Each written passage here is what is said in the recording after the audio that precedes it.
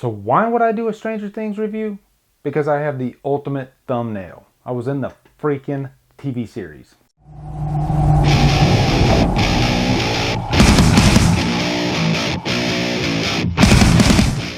What's up, guys? Welcome to a brand new review for Stranger Things Season 2. I have not done a review for Season 1. I don't know why. It skipped over me. It slipped by me.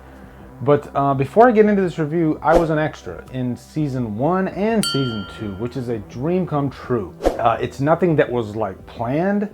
It was mostly by accident, but it happened. I happened to live 3 hours away. I was elated both times. Second time was even a better cameo. And I'm not trying to toot my own horn, I'm just still completely blown away by the whole experience. Literally standing feet from my childhood crush, Winona Ryder, was so cool. Standing right next to Sean Astin and Paul Reiser, who was Burke in Aliens, one of my favorite movies, was so freaking cool. And of course, all the kids from this movie just walking right past me. I about lost my mind. It was just awesome. But, you know, let's get down to brass tacks. Before I get into this review, I want to give a shout out to my cousin, actually, Liz Ann Ward. When I was a kid, we used to see each other every year at our family reunion. We're good friends now. And recently we've reconnected through Instagram and through Facebook and all that. And she says her son Jack, who I would love to meet one day, Lizanne, is a fan of my videos, which is so freaking cool. So Jack, this one's for you, buddy. So in Season 2, this one picks up a year after the first season. The Hawkins Laboratory is still a major part. The Upside Down from Season 1 is still active in Season 2. There is a new creature called the Shadow Monster. And the Shadow Monster is released and it wants to use Will as a host. This poor kid Will, good night. He was stuck in the Upside Down for the whole first season. And then he goes through hell in this season. So really what Season 2 is about is conquering this monster. And the one big thing that's needed to conquer this monster is 11, played by Millie Bobby Brown.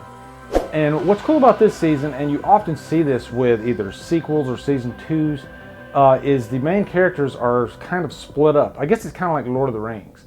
And then they're all brought together again at the end of it all.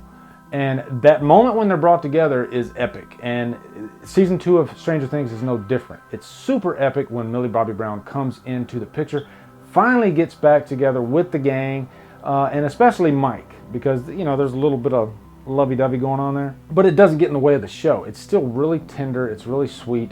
Now, first thing I love about Stranger Things, that most people love about Stranger Things, is it taps into nostalgia. It taps into what we love so much about the 80s. And what's really cool is when this takes place in 1984, I was pretty much the same age as these kids are in this. So it's like reliving my own childhood. That's really what it's like.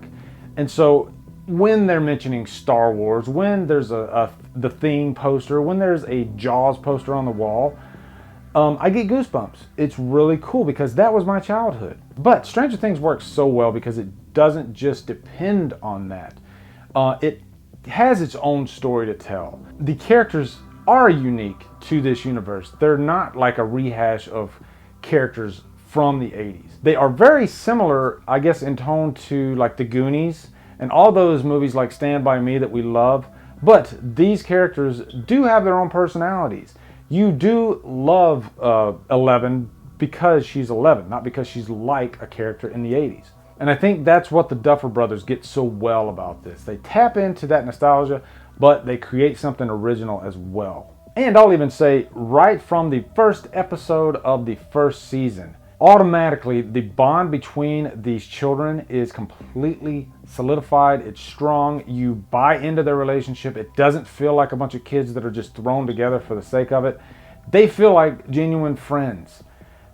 They all have their own unique personalities that we can relate to in some way or another, and it's just infectious. And then also, it doesn't just depend on the kids.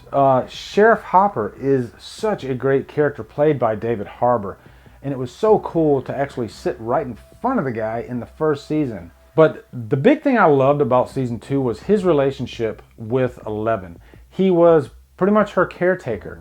And it's not an easy task because this is a very powerful being in your house and you have to control that person. How do you do that? And that's what he has to deal with throughout this. And you can tell that their relationship is really strong, but she's young, and so she's not mature enough to understand what he's doing. And what he's doing is trying to protect her. But there's something for everybody in Stranger Things. You also have the teenagers, Nancy, Steve, and Jonathan.